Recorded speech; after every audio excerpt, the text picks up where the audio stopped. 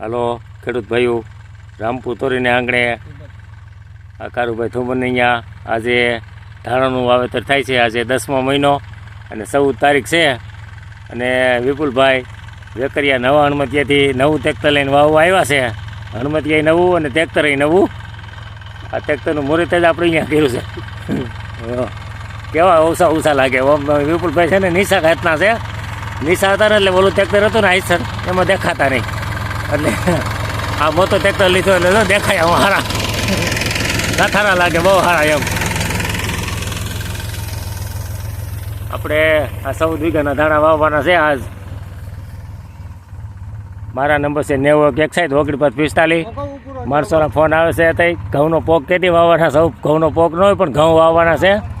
એ દિવાળી પછી પરબારા ઘઉં વાવવાના છે, પોક પાડવાના. એટલે મારા ભાઈઓ તમને બીજા મહિનામાં પોક જે વરોવરી મળે છે ને એ રીતે મળી જ જાય.